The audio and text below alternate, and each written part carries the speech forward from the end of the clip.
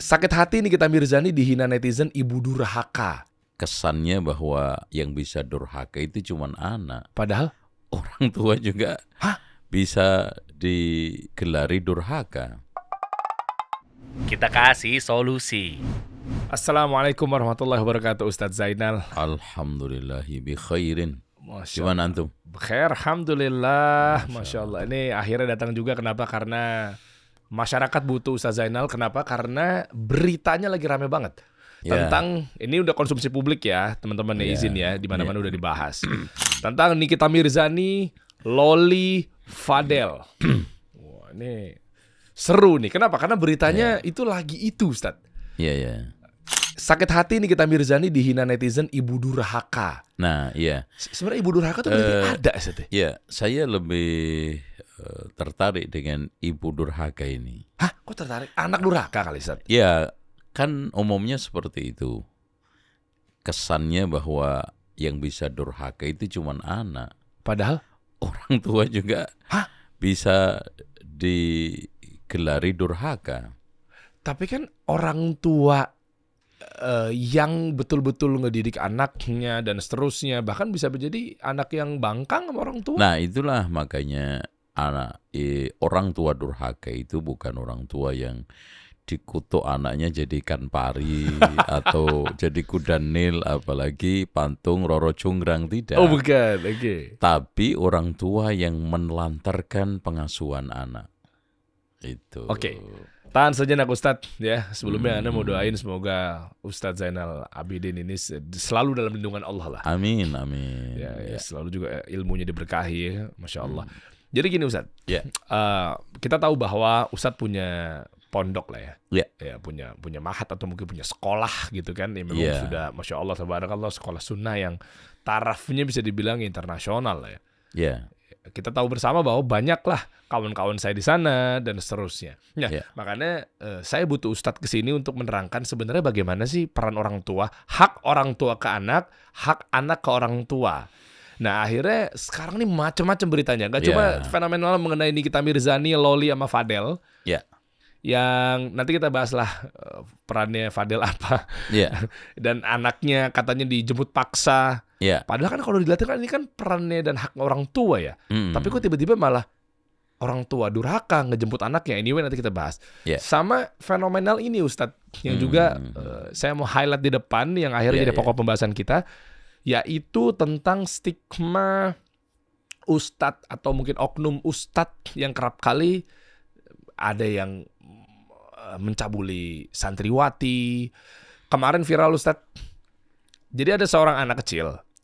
Umur 5 tahun kalau nggak salah. Terus bapaknya tuh anak ini nagih utang ke seorang guru ngaji atau ustadz juga. Jadi ini fenomenal yang ngutang lebih galak daripada yang. Dan itu pada umumnya kondisi begitu.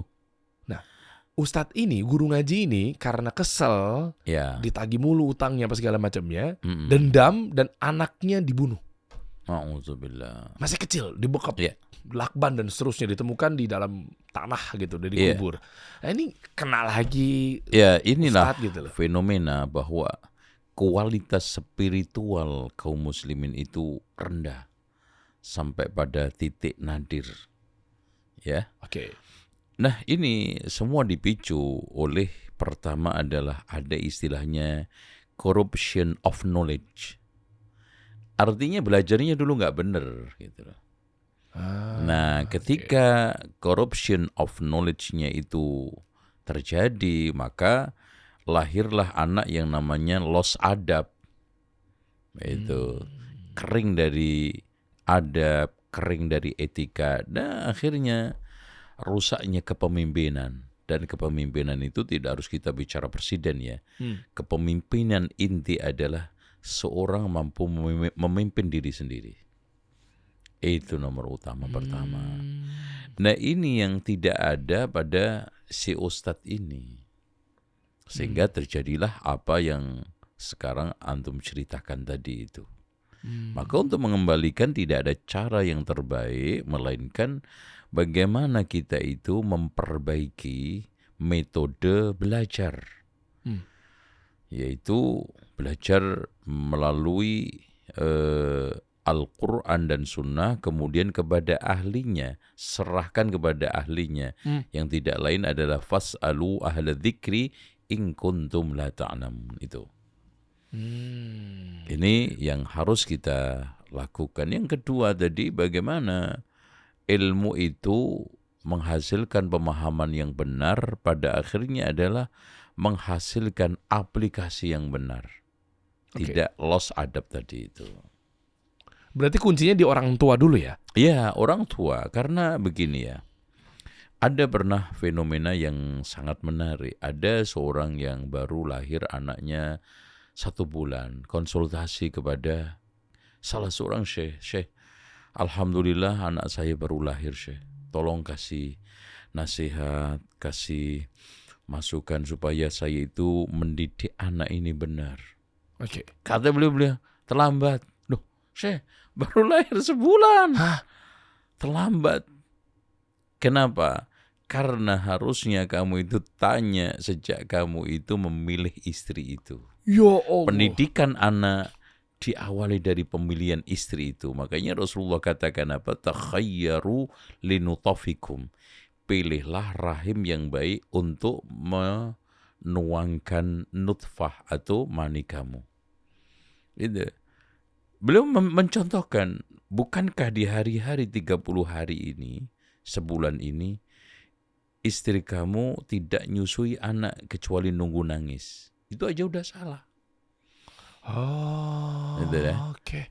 Kan anak ini mau nangis nggak nangis, makan itu kan perlu, nutrisi itu kan perlu. Yeah. Dan kebanyakan orang tua cara mengasuh anak dalam hal sepele ya ini. Tapi bukan hal yang harus kita remehkan, maka ada istilah jangan menyepelekan yang remeh, jangan meremehkan yang sepele. Yang seperti ini kan banyak disepelekan orang.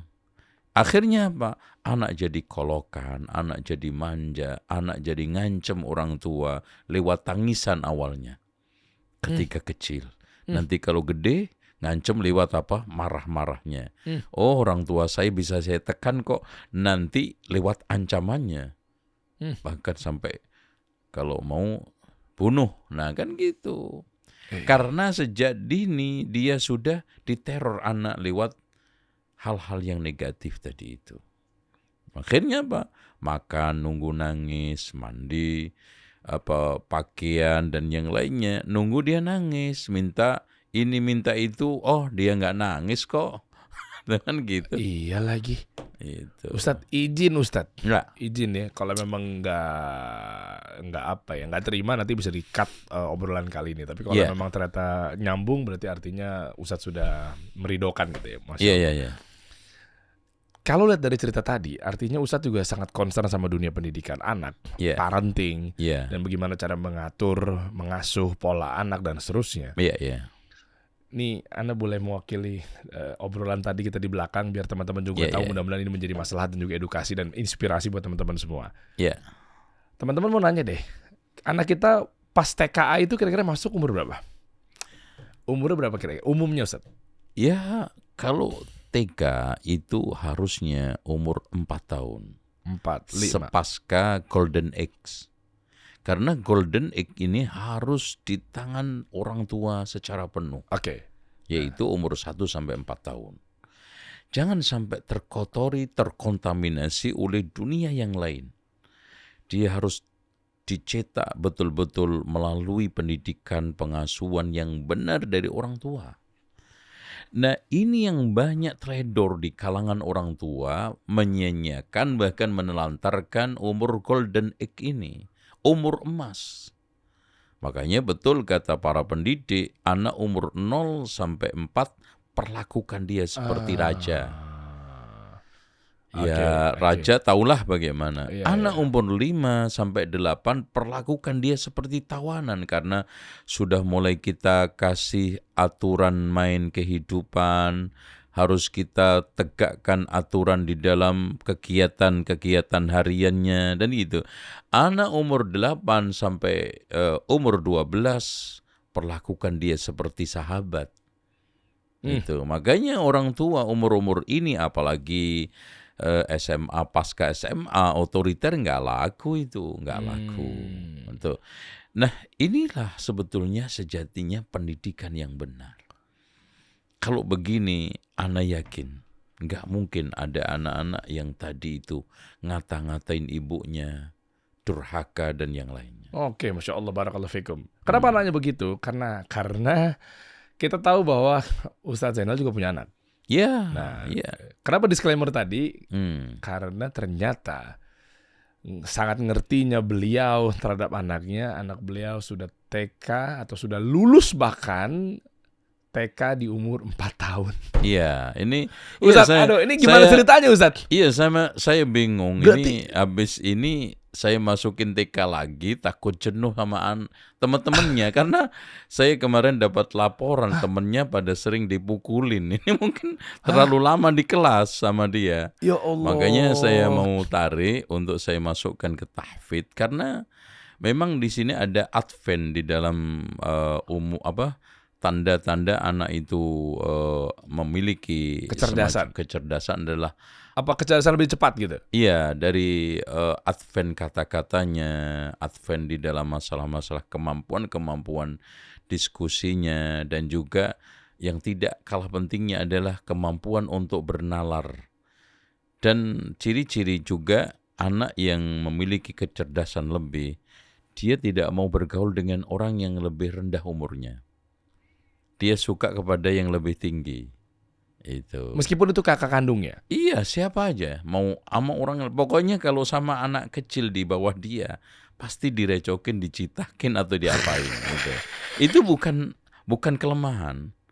Dan itu bukan bermasalahan. Itu anak menunjukkan adanya kecerdasan yang lebih. Justru ada hikmah dan bersyukur di situ? Iya. Oh, makanya anak heran. Anak beliau, teman-teman ya, anak Ustadz Zainal ini umur 2 tahun sudah masuk TKA. Ya. Umur 4 tahun yang dimana kita umumnya adalah 4 tahun baru masuk atau mungkin 5 tahun juga ada masuk TKA. Ini umur 4 tahun anak beliau sudah lulus TKB.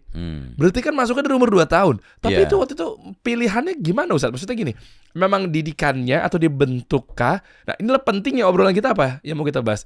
Pentingnya orang tua itu pengaruh. Jadi asal muasal dari orang tua nih. Makanya disinilah dikatakan oleh Imam Al-Munawi bahwa kedurhakaan itu berawal dari keteledoran orang tua. Kita lihat tidak sedikit orang tua yang lebih perhatian kepada hobinya, kepada hal-hal yang sifatnya itu sekundar bahkan mungkin tersier. Tapi masalah primer pendidikan perhatian kepada anak itu lemah, ya. Sehingga apa yang terjadi? Banyak orang tua yang terutama ayah, bahkan ada yang mengistilahkan di Indonesia ini negeri yang fatherless country. Satu negeri kehilangan ayah. Antum lihat aja TK SD guru yang banyak laki apa perempuan, yang berurusan ke sekolah ibu atau bapaknya. Iya kan? Gitu. Serba ibu, serba perempuan. Kalau seandainya laki-laki ini mau terlibat secara aktif dalam proses pendidikan anak-anaknya, separuh masalah bangsa ini akan selesai. Oke. Karena pendidikan itu perkara strategis, rusaknya bangsa lewat pendidikan, sebaliknya perbaikan bangsa itu lewat pendidikan. Makanya apapun pendidikan selalu menjadi apologi. Untuk apa? Membenarkan dan menyalahkan itu. Gitu. Makanya disinilah peran ayah. Jadi maaf ya, ada ayah yang disuruh gendong anaknya 10 menit aja ogah-ogahan. Gendong sangkar burung 10 kilo betah. Iya benar juga. Apalagi kondisi real di mana maaf ada laki-laki ayahnya Batman, ibunya Jarum Super. Batman apa? Betah main, Jarum Super jarang di rumah, suka pergi. Iya, nah ini siapa yang menjadi korban utama adalah anaknya. Pembantu bisa mendidik, nggak mungkin. Karena beda sekali, hatta orang tua, seorang ibu itu awam, mungkin SD nggak lulus, pembantunya SMA, yakin hasil pendidikan akan lebih baik seorang ibu yang lulus SD daripada pembantu lulusan SMA. Kenapa? Karena pembantu itu mengasuh dengan dasar kerja. Orang tua, ibu, mengasuh dengan dasar kasih sayang. Kan gitu. Makanya kalau kita bicara masalah kenapa tumbuh kriminalitas di kalangan remaja sekarang, kan satu, kurangnya perhatian dan pengawasan orang tua terhadap anak. Itu yang paling mendasar. Dari mulai sekolah, berangkat, pulangnya, temannya, mainnya, semua termasuk memperhatikan akun-akun pengawasan akun anak. Nah, makanya sering saya katakan untuk menjadi orang tua zaman sekarang ini lebih berat daripada zaman dahulu. Kalau zaman dahulu dituntut untuk mengawasi anak di dunia nyata, sekarang dunia nyata sama dunia maya. Kalau dulu kita biarkan, kita teledor, atau kita nggak urusin anak, sehari paling banter hilang ke tetangga sebelah atau kampung sebelah. Paling juga seharian main bebek di sungai, main yuyu di sawah. Sekarang kita biarkan 3-4 jam anak kita dengan HP bisa nyampe Amerika, bisa nyampe Australia. Iya lagi. Wah, ngeri. Bagus banget materinya, Masya Allah. Makanya yang kedua yang juga kalah pentingnya, kenapa terjadi dekadensi dan juga tindak kriminal pada usia remaja? Yang kedua, modernisasi. Karena kita akui atau tidak, modernisasi lebih banyak menghasilkan negatif daripada positif. Kemudian yang tiga, ada revolusi digitalisasi. Yang ini kalau kita tidak arahkan kepada kebaikan seperti pisau bermata dua. Tapi kebanyakan sekarang digunakan untuk bunuh diri dan nusuk orang. Bukan untuk kebaikan. Nah, yang tidak kalah pentingnya berikutnya adalah keringnya kasih sayang orang tua kepada anak. Di mana kita lihat beberapa anak yang bermasalah itu bukan soal masalah kekayaan, kemiskinan. Saya juga nggak setuju banyaknya anak-anak yang melakukan kriminal karena dari keluarga miskin. Tidak. Bukan soal kaya miskin, tapi kasih sayang dipenuhi tidak. Maka ketika itu anak akan mencari pelampiasan toh. Akan mencari pengganti kasih sayang yang kosong ini. Dari apa? Dari berbagai macam tindakan yang akhirnya di sana ada istilahnya melakukan kegiatan-kegiatan yang antisosial. Tuh, ini yang paling berbahaya ini, antisosial. Dia akan menjadi sampah masyarakat, bukan masyarakat sampah, kan gitu. Nah, yang tiga kalah pentingnya adalah minimnya pengamalan agama. Bahkan kalau sekarang kualitas spiritual anak-anak kita, norma-norma itu banyak dilanggar. Bahkan pada level yang lebih luas lagi, orang sudah tidak mengindahkan itu. Nah, yang juga tidak kalah pentingnya adalah munculnya ketimpangan sosial. Bahkan ada seorang tokoh ya mengatakan problematika bangsa ini bukan ada pada radikalisme. Tapi ada pada ketimpangan sosial akibat tekanan ekonomi pasca COVID. Tuh. Nah, yang terakhir adalah tekanan lemahnya ekonomi. Karena ketika ekonomi tidak bergerak, banyak anak yang nganggur kemana tuh? Iya. Ya, pasti akan melakukan berbagai macam hal-hal yang negatif karena kekuatan yang begitu dahsyat pada diri anak-anak muda, anak-anak remaja itu akan nganggur. Tidak terlampiaskan pada saluran-saluran yang positif, akhirnya pada apa? Negatif. Iya. Nauzubillah tadi itu melakukan pemerkosaan, pikiran-pikiran kosong, akhirnya melihat pornografi, ya, kegiatan waktu-waktu terbuang sia-sia, akhirnya ngobrol ngalor ngidul di tempat manapun dengan teman-temannya, akhirnya apa? Muncul saling membuahkan satu bisikan-bisikan negatif yang dalam bahasa Al-Quran itu zukhrufal qaul, ya, satu kalimat-kalimat yang awalnya celetukan kemudian diseriusin, akhirnya mengarah kepada tindak kriminal itu. Waduh, ini Masya Allah, barakallahu fikum. Ya. Ternyata saya sudah menemukan bahwa ternyata pangkalnya itu adalah dari orang tua yang bisa dikatakan dari orang tuanya sendiri yang maaf kurang dekat dengan agama atau mungkin ilmu parenting itu sendiri. Dan yang kedua, orang tua lagi-lagi yang mungkin belum tepat atau kurang tepat bahkan menyekolahkan anaknya. Iya, Ke makanya. sekolah yang salah misalnya. Betul. Waduh. Ini yang paling harus kita tekan juga ya. Kenapa Rasulullah mengatakan kullu mauludin yuladu 'alal fitrah. Setiap anak itu terlahir dalam keadaan fitrah. Fa'abawahu, kedua orang tua.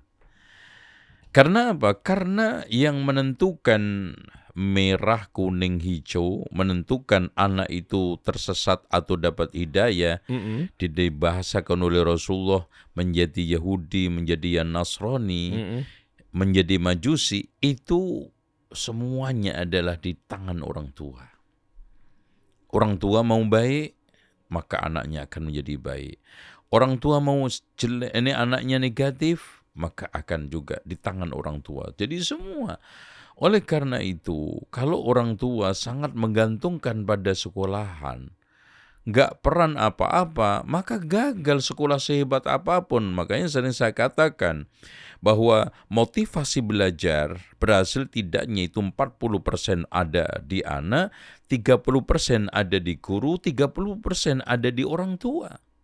Makanya orang tua harus memerankan 5 perkara untuk supaya anaknya itu baik.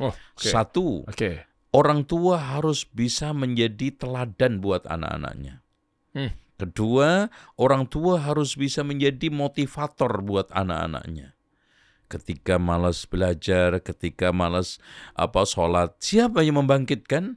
Orang tuanya. Cuman orang tua itu hanya mampu membangunkan badannya, tidak membangunkan jiwanya. Sehingga anak nggak sholat-sholat juga. Padahal kata lagu kita kan, bangunlah jiwanya, baru bangun badannya. Nah yang keempat, yang ketiganya yang tidak kalah pentingnya adalah menegakkan aturan. Dari sejak dini anak itu kita ajak untuk mampu, untuk mau, untuk senang menegakkan aturan. Bukan soal masalah undang-undang peraturan pemerintah, bukan.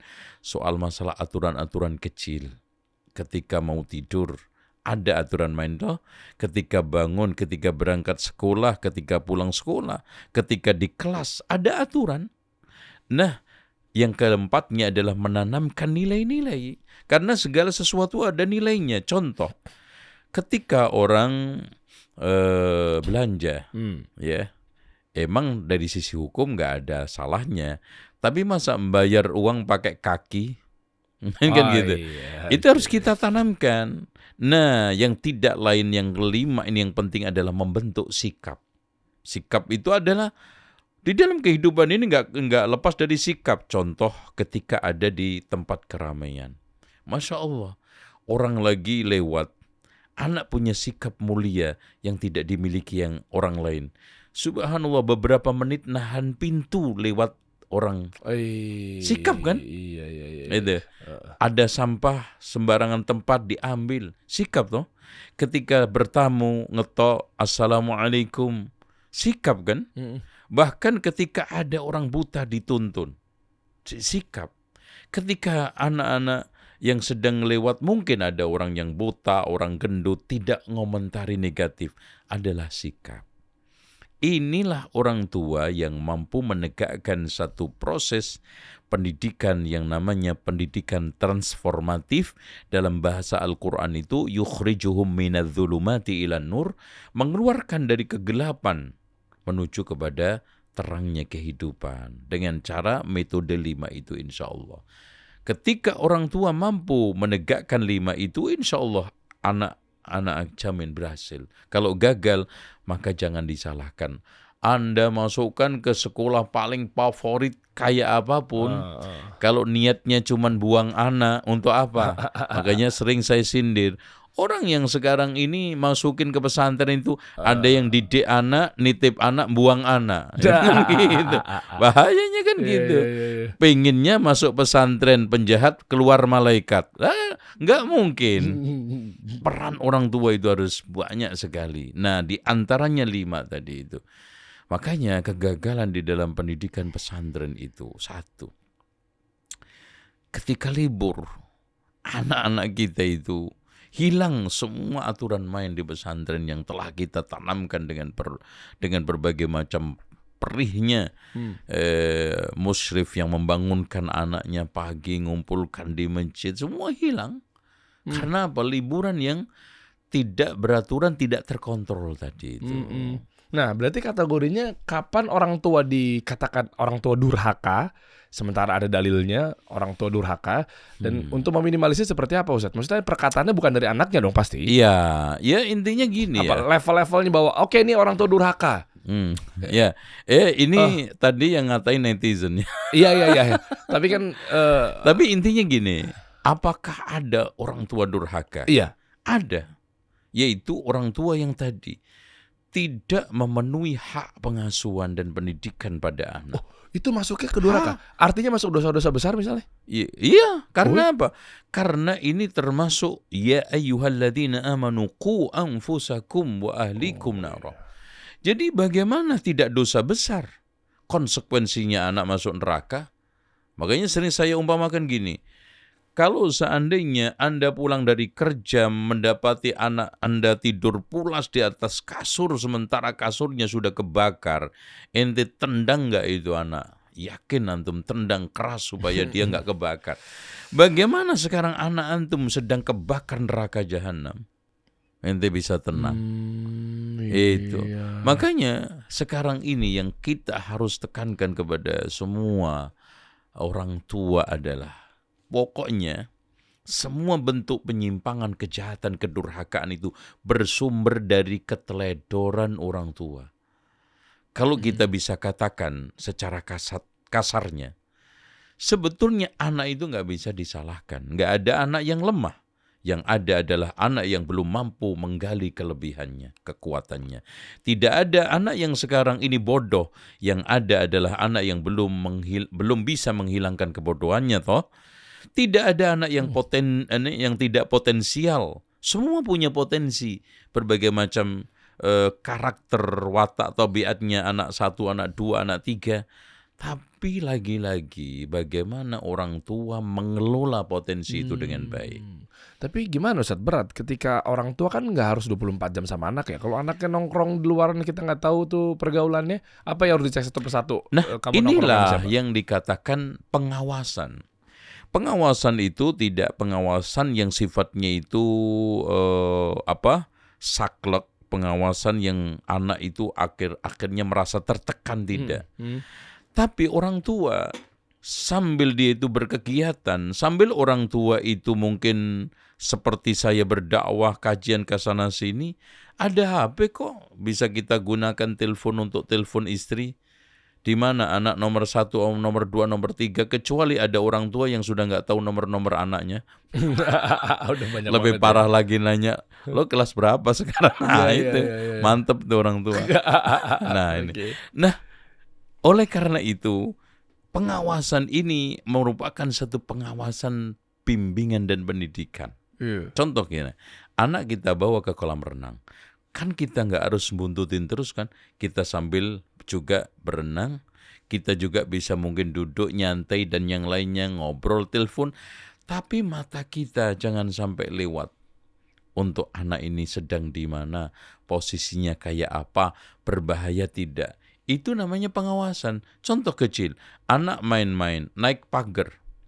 Orang tua ketika ngawasi, nggak harus duduk di bawahnya terus toh.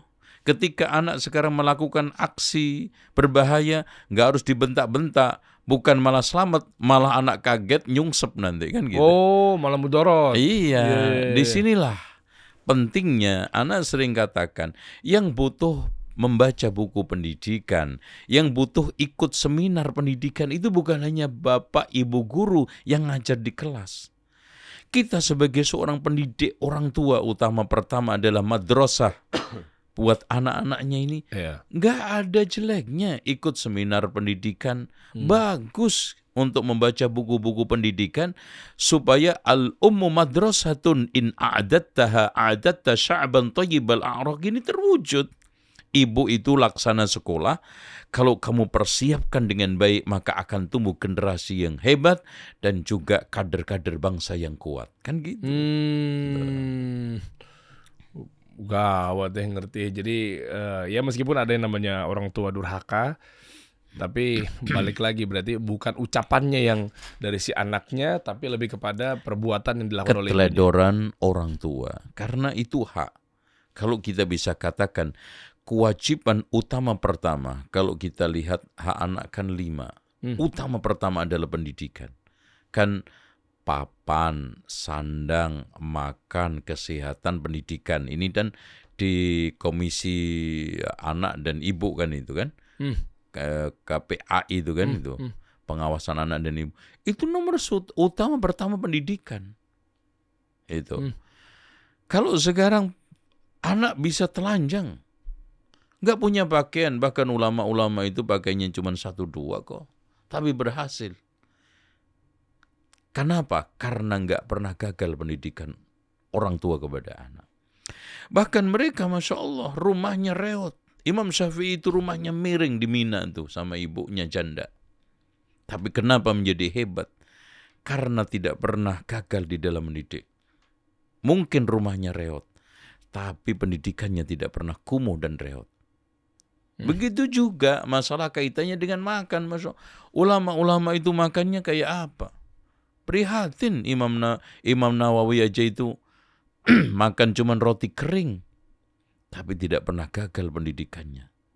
Begitu juga kesehatan. Oleh karena itu 5 hak anak atas orang tua yang disebut dengan kewajiban nafkah. Itu pertama adalah pendidikan. Makanya yang dihargai oleh Rasulullah SAW. A'adhamu dinarun yunfiqhu rajul ala ayalihi. Dinar yang paling mulia adalah dinar yang dibayarkan orang tua untuk apa? Pembiayaan anak, terutama pendidikan. Kan gitu.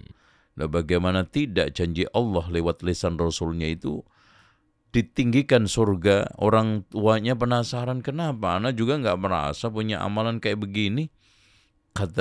Dikatakan kepada dia, bistighfari waladika laka, karena istighfarnya anakmu kepadamu. Karena apa? Pendidikan. Nah ini ujuk-ujuk pengen anaknya soleh, ternyata melantarkan. Pengen didoakan anak, ternyata nggak pernah mendoakan anaknya. Coba, sekarang mereka tidak punya perhatian, bahkan menelantarkan anaknya, giliran nasab pengen diambil binnya. Kan gitu. Wah. Lucu.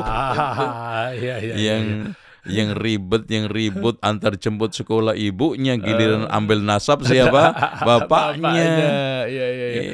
Ini Ustadz bisa sampai sedalam dan setajam ini, gimana cara koordinasi dari sekolah? Ustadz kan punya sekolah nih. Iya. Ke orang tua gimana? Mesti penjembatannya seperti apa? Agar kan kolaborasi, kan nggak boleh juga orang tua merasa punya duit, kan gue udah bayar loh. Iya, kita sadarkan lewat begini. Anda naik pesawat boleh bayar mahal.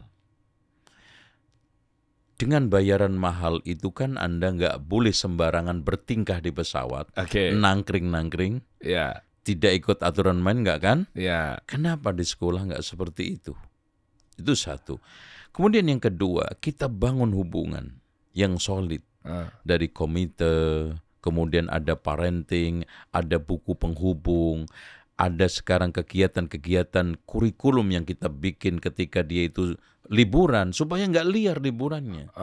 Contoh aja, ada kegiatan wajib yang dilakukan oleh anak, diantaranya adalah mijet minimal 2 kali orang tuanya. Mijet di rumahnya? Iya, refleksi. Oh gitu? Iya, Masya Allah kan. Masya Allah. Iya. Nah jadi Masya Allah itu, walaupun nanti diputus semenit udah melakukan kegiatan. Formalitas ya. Iya, tapi intinya ada anak yang suruh kita jadikan imam masjid, suruh mengajar TPA anak-anak tetangga 5-10 kayak, kan itu lebih positif. Seandainya dia itu ada jalan-jalan wisata sambil mampir ke tempat orang-orang fakir miskin, kasih kayak 10-20 atau 50 kresek sembako. Inilah nilai-nilai yang kita bisa bangun ketika anak itu liburan. Gitu. Jadi ada masih tetap tektokan sama orang tua ya. Iya, wajib. Cara sekolah itu untuk biar jadi penjembatannya ke karena orang sering tua. saya tekankan kepada orang tua bahwa sekolah itu mitra, bukan musuh. Mitra. Iya, karena kalau ada kadang-kadang salah itu kan langsung yang jadi sasaran sekolahnya. Iya. Diamuk kayak amuk massa. Benar, kita itu bermitra. Bahkan saya sering katakan ada 3-in-1. Ini nggak boleh kita lepaskan, yaitu apa? Seketika kerjasama solid, yaitu orang tua, lingkungan rumah, lingkungan sekolah, lingkungan masyarakat. Masya Allah. Itu. Bisa jadi curiga nih kayaknya sekolahnya Ustadz menggunakan satu aplikasi yang memang lagi rame diperbincangkan di sekolah-sekolah nih, karena penghubungannya tuh cakep banget. Jadi bisa dibilang solusi manajemen yang dari sekolah ke orang tua, pondok pesantren, tahfiz, apa segala macamnya. Ya, alhamdulillah kita ada Ustadz ya? Karena kemarin sempat meeting juga ya? Ya, kita sudah mencanangkan sejak awal sekolah digital, smart school. Cuma alhamdulillah mengalami perbaikan, kesempurnaan itu sejak COVID. Makanya ketika COVID itu kita tidak pernah mengalami kendala di dalam daring. Sekolah-sekolah lain orang tua itu dadanya kering, kita alhamdulillah lancar kan itu karena fasilitas teknologinya nggak memadai, mati hidup maka disingkat sama ibu-ibu daring itu dada kering. Ya. Karena ngeselin, jengkel dia. Ya, pulsa habis, sinyal nggak kuat kan gitu. Izin Ustadz ya, nih saya kasih tahu juga nih, mungkin buat teman-teman yang mungkin apa ya pemilik sekolah atau ketua yayasan atau kepala sekolah dan lain sebagainya, ini daripada merasakan ada gangguan-gangguan teknis, ada putus hubungan dengan orang tua ke sekolah dan seterusnya. Sekarang sebenarnya udah ada solusinya. Ini insya Allah nih ya, teman-teman catat baik-baik buat yang punya sekolah apapun itu bentuknya, yang bentuknya ini adalah sekolah Islam, pondok pesantren. Sekarang ada Siata Digital Indonesia. Ini basisnya aplikasi yang bisa membantu kamu untuk membuat laporan akademik dari mulai tahfidz, ya ada juga tahsin, sistem rapotnya Ustaz. Nah, absensi dan lain sebagainya. Jadi terintegrasi. Orang bisa ngelihat langsung. Bahkan di pondok kita itu kalau anak-anak jajan itu nggak ada yang cash, semua tinggal cash ya. Guru, semua karyawan. Jadi kita ke kafe, jajan, makan itu nggak bayar pun langsung udah otomatis masuk tagihan. Sama seperti Siata ini. Jadi aplikasi ini dibuat khusus untuk masing-masing lembaga, bisa disetting menu tambahan sesuai dengan kebutuhan, dan pastinya ini Siata Digital sudah terpercaya atau bahkan dipercaya lebih dari 100 lembaga pendidikan pesantren dan sekolah di Indonesia, Ustaz. Ya, Masya Allah. Keren. Nah, Siata Digital ini all-in-one tahfidz management solution. Untuk informasi lebih lanjut langsung aja nih ya, cek aja di websitenya www.siakattahfidz.com atau search saja di Google, ada ya di aplikasi manajemen tahfidz. Jadwalkan presentasi segera, konsultasikan kebutuhan lembaga Anda gratis. Enak sekarang Ustadz, makanya artinya orang tua jadi bisa mantau terus, nggak perlu capek-capek mungkin diteror guru-gurunya, ditongkrongin di depan dan lain sebagainya. Siata benar-benar siasat yang luar biasa nih kalau dari saya nih ya. Keren. Gratis lagi, Masya gratis, Masya Allah. Nah, jadi karena saya ingin ngajak kepada sekolah-sekolah sunnah Indonesia yang di bawah asosiasi saya itu, ini sebaiknya memanfaatkan dunia digital ini dengan baik. Karena kita nggak ingkari, semua itu pasti mempermudah. Iya, betul. Mempermudah. Dan yang tidak kalah pentingnya, bisa lebih efisien dan efektif. Contoh aja dulu, sebelum ada aplikasi tentang hadis, kita mencari satu hadis mungkin 1 hari. Sekarang nyari hadis 1 menit. Ya, di aplikasi Kutubut Tis'ah, bukan hanya Sittah lagi. Tinggal nulis, hurufnya nongol semua hadis itu ada di kitab ini. Alhamdulillah, makanya saya ajak sekolah-sekolah yang belum berakselerasi dalam masalah digital ini segera untuk mungkin kerjasama dengan aplikasi yang Masya Allah tadi itu, supaya sekolah kita lebih maju, lebih cepat di dalam capaian-capaian kompetensi itu ya. Keren, benar-benar kasih solusi nih. Siata, jadi bisa dibilang solusi apa? Ini solusi manajemen buat tahfidz ya, buat juga sekolah, pesantren dan lain sebagainya. Informasi lebih lanjut Siata ada di bawah ini teman-teman semua. Jadi mungkin bisa dibilang terkait berita-berita yang lagi ramai diperbincangkan. Kuncinya memang orang tua, sekolah yang tepat buat anaknya dan seterusnya. Agar apa? Agar tujuannya agar terhindar dari berita-berita yang luar biasa nih. Coba lihat berita-beritanya Dimas. Ya, tuh. Masa ada yang ngomong begini beritanya? Lebih durhaka dari malin kundang.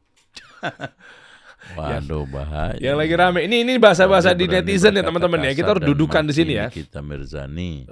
Pilih bela kekasihnya daripada ibu yang melahirkannya ke dunia. Izin Ustadz, ini nggak maksud untuk ngomong ini, tapi memang kita berangkat dari berita yang menjadi konsumsi publik ya. Jadi kita nggak gini. Ustadz menjawabnya bukan atas dasar personal, tapi dari berita yang ada. Lebih durhaka dari Malin Kundang, Loli berani berkata kasar dan maki Nikita Mirzani, which is ibunya. Pilih bela kekasihnya daripada ibu yang melahirkannya ke dunia. Ini kekasihnya yang kemarin ngomong I love you sayang itu Fadel itu ya. Oh iya. Jadi maksudnya gimana Ustaz? Apapun begini. Gimana sih Ustaz? Ini pergaulan kah? Ya. Atau maaf, orang tua juga kan akhirnya meloskan saja anaknya berpacaran? Ya gimana, intinya gini. Ini secara umum ya Ustaz ya? Apapun keadaan orang tua, anak tidak boleh membalas keburukan dengan keburukan. Gini aja sih. Saya tanya kepada si Loli ini. Andaikan ketemu orang di jalan, tidak pernah kenal. Kemudian orang tersebut mungkin celaka atau butuh untuk ditolong. Dia lakukan nggak? Dia berbuat baik nggak sama orang yang nggak pernah kenal, nggak pernah punya jasa, nggak pernah punya hubungan apa-apa? Biasanya sih dibantu ya. Biasanya sih ditolong. Kenapa logika sederhana ini kita tidak perlakukan kepada sang ibu yang hanya melahirkan saja, itu sudah berhak untuk diperbaiki. Andaikan ada orang tua, andaikan ada orang tua, ada seorang ibu yang hanya punya jasa melahirkan tok, kemudian ditelantarkan, tidak ada alasan buat anak untuk durhaka. Apalagi ngata-ngatain. Kenapa? Bukankah Rasulullah pernah ditanya siapa yang paling berhak untuk diperbaiki? Ibumu 3 kali kan? Kenapa kata para ulama seperti Imam Ibnu Battal mengatakan karena ibu punya 3 jasa kan? Ini hamil, yaitu mengandung, melahirkan, menyusui. Taruhlah dia tidak nyusuin, nggak ngurus nafkahnya, sekolahnya. Bukankah dia punya hak 2, yaitu mengandung dan melahirkan? Iya. Cukup. Makanya ketika ada orang ketemu Abdullah ibnu Umar sedang tawaf di Masjidil Haram, di Ka'bah, dia menanyakan, wahai Abdullah ibnu Umar, saya dari Yaman, ini gendong ibu saya. Dari Yaman sampai selesai haji. Digendong terus dipanggul. Apakah saya sudah bisa menutup kebaikan orang tua? Kata Abdullah ibnu Umar, belum walaupun sekali cebokannya. Allahu Akbar. Jadi, idfa billati ihsan. Kita tolak keburukan dengan kebaikan sama orang yang sama sekali kita tidak kenal. Hatta mungkin orang ini adalah orang-orang yang brengsek, dia macam-macam lah. Itu aja berpahala kok. Dan boleh juga kita menolong orang kafir, boleh. Insya Allah. Orang zalim kita tolong aja, boleh. Umpamanya orang zalim ini sedang keprosok kali. Ya kan gitu. Iya. Kita bantu ya. Iya. Apa nolongin ada orang kita nggak tahu nih, ini ternyata profesinya maling. Ya. Kita bantu dia. Di jalan kecelakaan motor gitu. Berpahala nggak tuh? Pahala sih. Kenapa ini nggak kita perlakukan? Seorang ibu sekecil-kecilnya punya jasa, seremeh-remehnya punya kebaikan yang tidak akan mungkin dimiliki oleh orang lain. Nah, ini yang harus kita tanamkan kepada anak. Siapapun, saya tidak mencoba untuk mengarahkan secara subjektif atau sentimen kepada seseorang.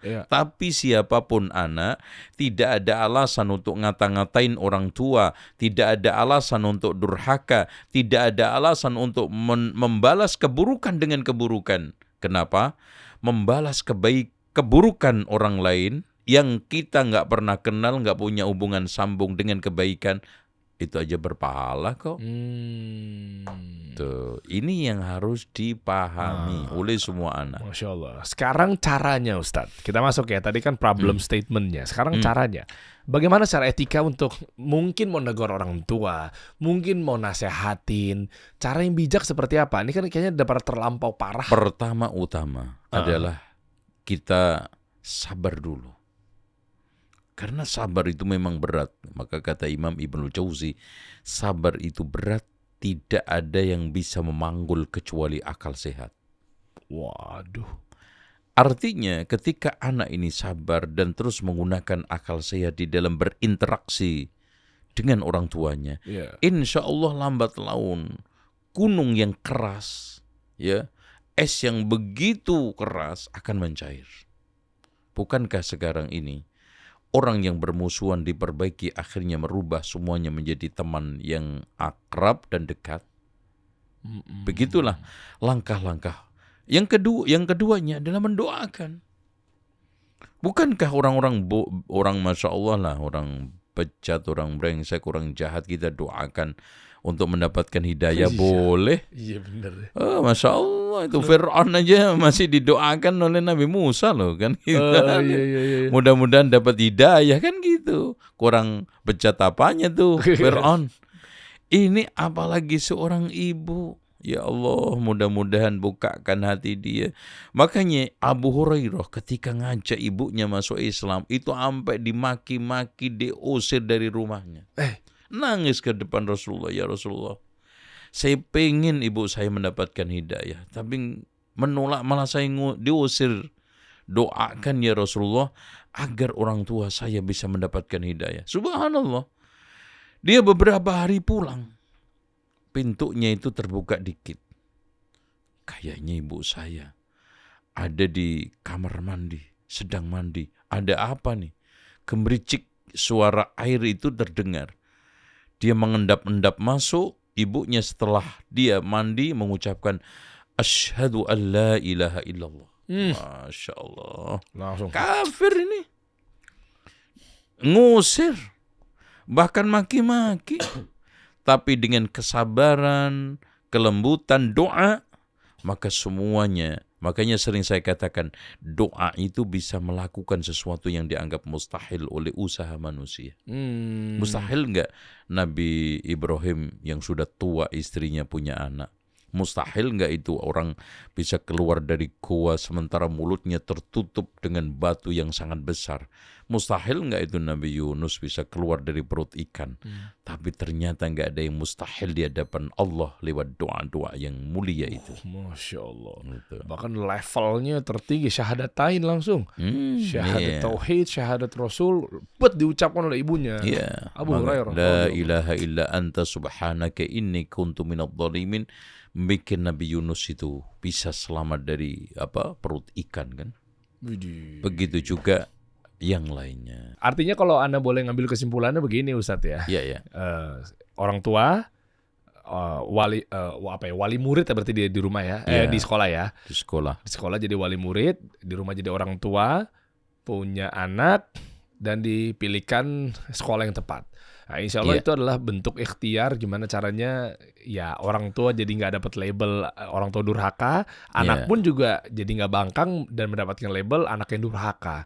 Nah, Anda jadi penasaran bagaimana sistem yang antum ajarkan ke ya anak murid, ke wali murid gitu Ustadz di sekolah yang Ustadz milikin gitu Ustadz. Ibnu Hajar boarding school menerapkan kurikulum pada tingkat KOSP itu namanya kurikulum wasatiyah.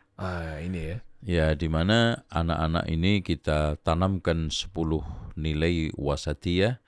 Di antaranya adalah ada tawassut, untuk segala sesuatu mengambil jalan tengah.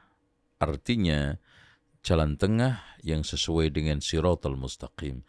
Kemudian i'tidal, yaitu bersikap adil, bijak, dan teguh di dalam memegang prinsip. Tawazun, berkeseimbangan antara dunia akhirat, antara jasmani dan rohani, dan seterusnya. Dan yang tidak kalah pentingnya, di dalam hidden kurikulum, yaitu kurikulum dalam tataran realita, kita tanamkan 6S, yaitu sopan, santun, senyum, sabar, salam, sapa. Nah, ini antar murid dengan murid, antar murid dengan guru, ini kita wajibkan untuk menyebarkan nilai-nilai yang mulia ini. Masya Allah. Nah, yang juga tidak kalah pentingnya bagaimana orang tua itu bisa proaktif, komite bisa proaktif, maka orang tua yang memiliki potensi kita persilahkan untuk memberikan umpamanya ada stadium general, memberikan materi kepada anak entah tentang masalah bagaimana cara memadamkan kebakaran, bagaimana ketika mengatasi terjadi bencana alam, ada hal-hal yang sifatnya praktis atau keterampilan yang vokasional dari kalangan wali murid ini kita datangkan. Begitu juga alumni yang sudah berhasil kita datangkan untuk memberikan motivasi adik-adiknya. Ini saya boleh bocorin dikit nggak Ustaz? Saya punya sahabat ya. Dia ini lulusan IHBS, Ibnu Hajar Boarding School. Ya, ini Instagramnya. Coba dilihatin deh, 22 ribuan followers. Dia ini sekarang alhamdulillah, saya dengar ceritanya 2 tahun lalu loh ya. 2 tahun lalu dia punya restoran yang per bulannya tembus 1 miliar. 2 tahun lalu. Nah, sekarang udah lebih dari itu, bahkan mungkin 2 digit pendapatannya. Ternyata ilmu-ilmu mungkin kedisiplinan, pengusaha juga harus disiplin dong ya. Dan lain sebagainya. Itu punya restoran Arab. Dia punya restoran masakan Timur Tengah. Mungkin kalau saya sebutkan tahu juga Ustaz. Saya sebutin aja dah, Wildan Tarisi. Itu dulu sering. Sering saya ini. Oh, sering diapain Ustaz? Anaknya kecil kan. Diapain dia? Bilang apa? Bandel dia Ustaz. Iya itu. Itu. Rada-rada dulu.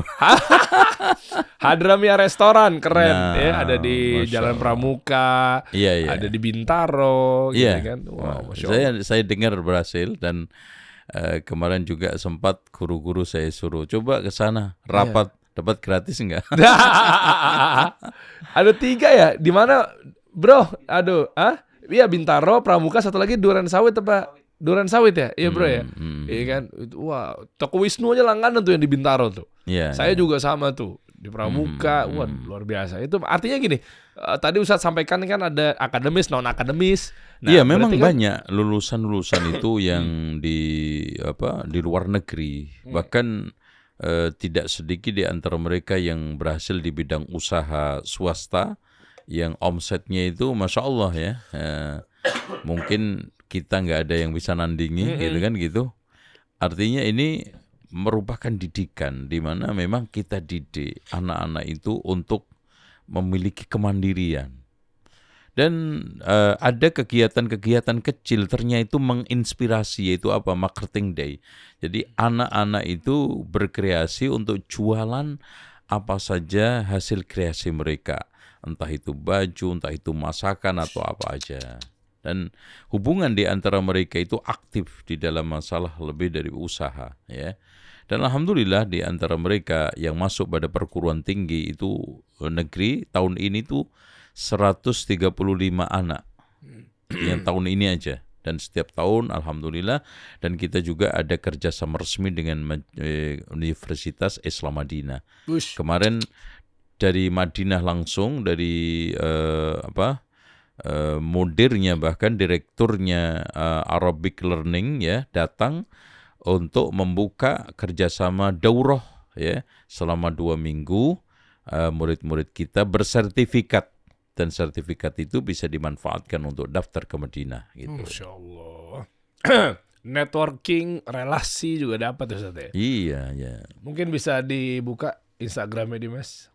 Kalau mau daftar gimana Ustaz? Langsung aja klik situ Ustaz. Iya. Jadi semua nanti terhubung ya dengan link ini. Jadi pendaftaran itu akan dilayani 24 jam ya. Langsung semua informasi itu nanti ada aplikasi yang masuk ke tangannya direktur, ketua yayasannya. Jadi apapun sekarang ini kaitannya dengan kebutuhan calon pendaftar, wali murid, itu semua masuk ke dalam datanya ketua yayasan, sehingga ketua yayasan bisa mengontrol secara general pergerakan PPDB ini ya, insya Allah tanpa jeda. Barakallahu fikum Ustaz. Nanti kita bahas di kesempatan berikutnya. Insya Allah. Biar pendidikan di Indonesia ini jangan sampai disusupin sama oknum-oknum yang nggak bertanggung jawab. Dan maju. Dan tidak lain kemajuan ini juga untuk umat, agama dan bangsa. Dan menepis stigma sekolah sunnah itu mahal. Waduh.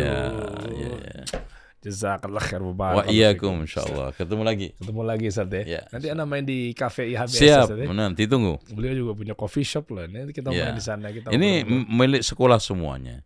Jadi kita ciptakan mesin uang untuk operasional yayasan karena sudah saya larang ya dalam bahasa haramkan orang-orang yayasan untuk mengambil gaji dari SPP anak-anak. Nggak boleh ya. Namanya SPP ya untuk sekolah. Ya, kita dari pengurus-pengurus yayasan ini kita gaji dari uang usaha kita. Mandiri operasionalnya. Ya, jadi hati-hati memantik fitnah Ustaz ya. Masya Allah. Jazakallah khair. Hayakallah Ustaz. Wa iyyakum. Kita kasih solusi.